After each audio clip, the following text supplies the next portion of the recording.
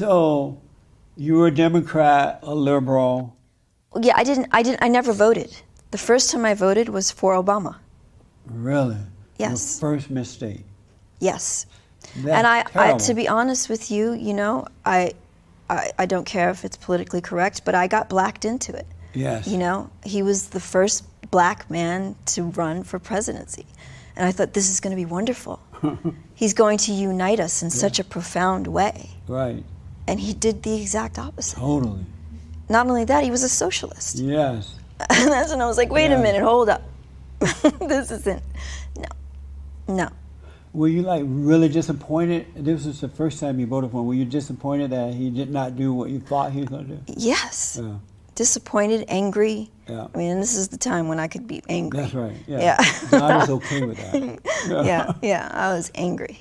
So you decided, well, you were going to vote for Mitt Romney the second time around. That's right. And so I read that you were, you did a tweet. I tweeted, vote for Romney, the only hope for our future. I woke up the next day and my whole life had changed. I totally remember that tweet. My whole life had changed. All hell broke loose that day. Yes. And I thought, okay, I mean, every news outlet wanted me. And I said no, because I don't want anyone to think I did this for press. Right. So I did one exclusive with Piers Morgan. Yes. And that was it.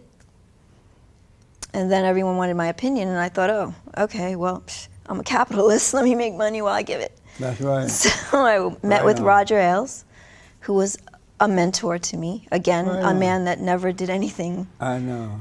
That's alleged. I'm not discounting anyone else's, but he was a mentor to me. Yes. And he brought me in. That's amazing. Yeah. And that is mind-blowing. I'm glad to hear that. I thought he was a really good man. Yes. I really did. So smart. Man. Yeah, smart man. Oh, so smart.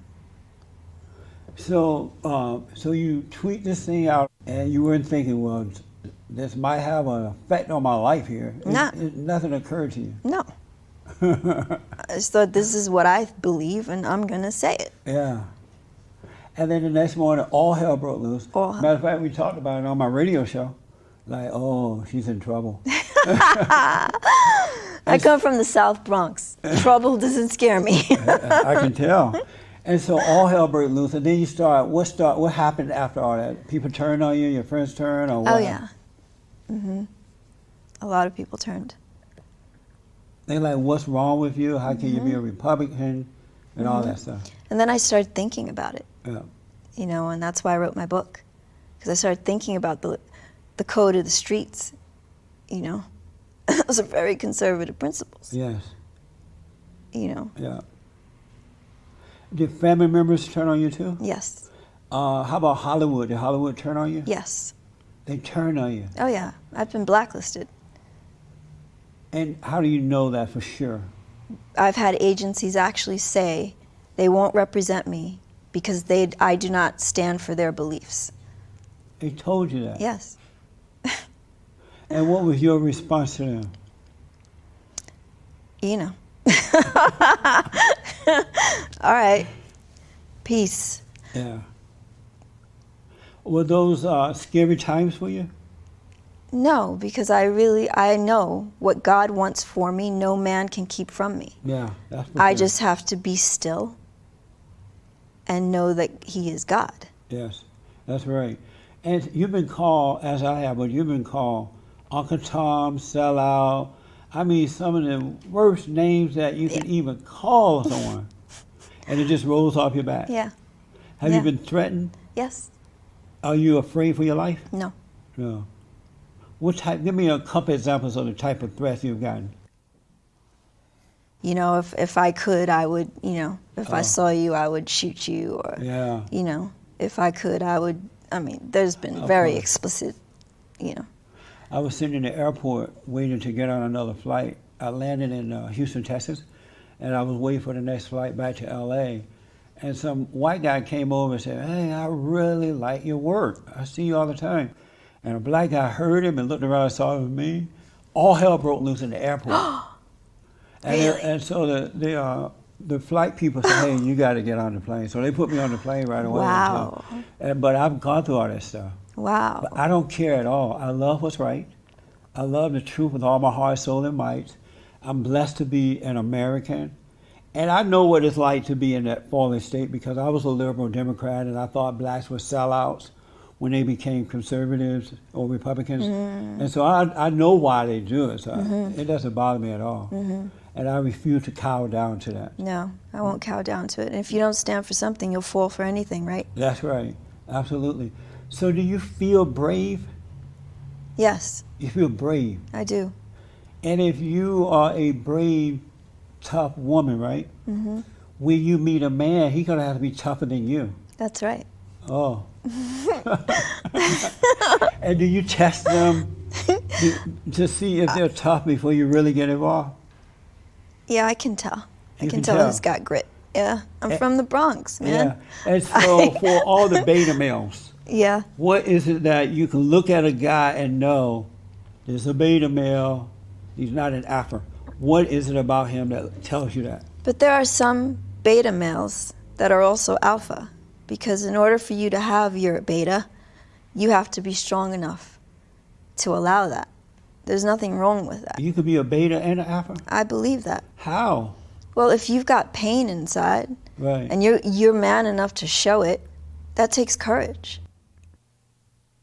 But women don't like men who show their pain Who said? because they want a strong man. They see that as a weakness. I'm not saying, go around crying Oh, good. and wearing high heels and makeup and stuff, but I'm just saying, oops, oh gosh. I'm just talking about for my personal Right.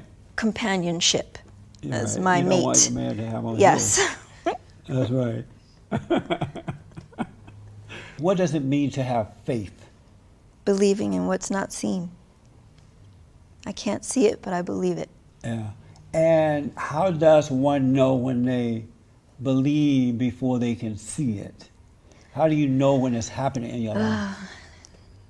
It fills you. The Holy Spirit fills you Yeah. with this joy, and you are fearless. Yeah. You are truly fearless. And do you feel that, or is it just happening and you're amazed how you have the courage to deal with things and to overcome them without having to think about it, worry Yes, about it? that's you it. just like, you look back and think, wow, I went through that. That was Yeah. amazing. And you remember that God got you through all those things. Yes. And that's the thing you have to remind the devil when he tries to tell you, you can't, it's not going to happen. Yeah. This is how it's going to be for the rest. Wait a minute. God pulled me through all that. Why would he stop now? That's one thing I really like about being a son of God, is that I, without a doubt, I know that he's controlling my life. And so I don't even attempt to take the credit for it. Yeah. Because I know it's from him, because I'm so amazed, Stacey, the life that I have, I could not have even imagined. I grew up on a plantation I know. in Alabama, I know. under the Jim Crow laws, right? Right. And so you don't have, and I'm not educated, because you ever pick cotton? No. I got to take you to Alabama Okay. so you can pick some cotton. Okay. But it's like, it just, God bless me, he gave me common sense, and he just guided my life. And it's absolutely amazing. And I Yes. want people to know that anyone that wants to overcome, they can. They can. You don't have to be a victim. You are not a victim. That's right. That's a choice. That's right. What do you think about Kanye West and what, he came out and said, blacks must have been enslaved 400 years, physically and mentally, and he doesn't want them to go through that. Right. Another 400 years, and he loved the Great White Hope. You know who the Great White Hope is, right? Trump. There you go. And what do you think about what he said and what's happening with him right now? I think it's fantastic. Yeah. If he's getting people to wake up and listen, Yeah. wonderful. God he bless really him. is. And that's fantastic. Yeah. Yeah. Maxine Waters, the Wicked Witch of the West, Yes. with the low IQ, Yeah. she said that Kanye West need to be quiet. She's crooked. I know. She said that he doesn't realize that he is impacting the black community, and especially young blacks. And I'm thinking, that's a nightmare for her. It is. Because she does not want blacks to wake up No. and see what's going on. Because then they'd see she's crooked. Yes. Yes. Isn't that amazing, though, that they would vote for this woman? She's been there over 40 years. It's too long. Yeah. Get out. Enough already, That's man. longer than a marriage. And how do you feel about the Great White Hope? I love him. Me too. And why do you love him? I think he's a fantastic president. Yeah. He means what he says, and he says what he means. I know. Isn't that something? And no one can control him or buy him. Now that's an alpha male. That's right. All the way, capital That's right. alpha. And he had the relationships with all the powers around the world before he became president. Yes, yes. When he first announced that he was running, and the things that he said, and he said it with such courage, no fear. I'm going to put a big, beautiful wall around the borders. I'm going to bring jobs back. I'm going to do this. I said then that's going to be our next president. Yeah, so did I. It was so, it was so refreshing coming from the 8 years of hell with Barack Obama. And I realized, you know what? God is still with us. That's right. In this country. And so far, he's been taking names and kicking butts. Amen. Yep.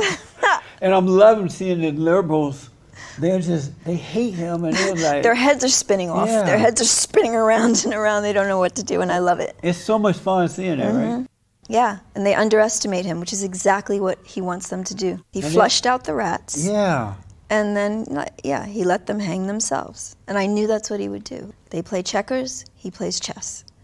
And it's wonderful. I sit back and I just watch him. And it's fantastic. observe. Isn't it fun? Yeah, it's mind-blowing. It's just so mind-blowing. You know, I read a portion of his book. He was close to his father. He loved his mother.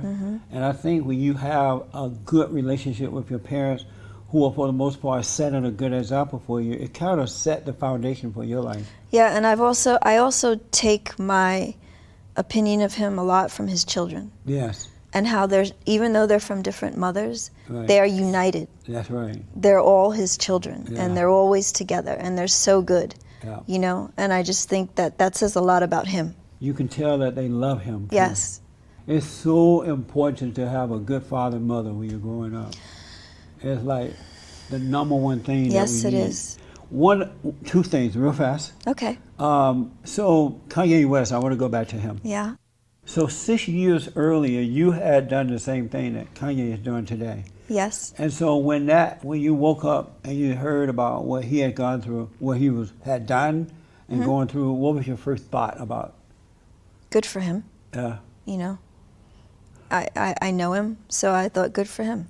Oh, so you met him and you know him? Yes. Were you surprised at what he did when he talked about how much he loved the president and? No. And because he had taken those photos with him before, right. But then backpedaled from them, you know, about mental illness or whatever. But now I feel like he's feeling like, you know what, this is what I believe, and I have a right to believe this. That's right. You know? It's amazing how people try to tell you how to think, and you have to stay on this plantation. No, if not, we're that gonna come after plantation you. mentality, it's a psychological prison. Yes, it sure is. And that's the hardest prison to break. It's bad. It's bad. It's going to take God to It'd break be easier to break out of Rikers, I think. You, at one time, said that you were going to run for Congress. Yes. Right? And then you decided not to. Why did you decide not to? Because I was rooting for you. Divine delay. And what do you mean by that? God said, not now. God showed me, he took the curtain back. He let me see behind the curtain and then said, okay, take what you need, not now.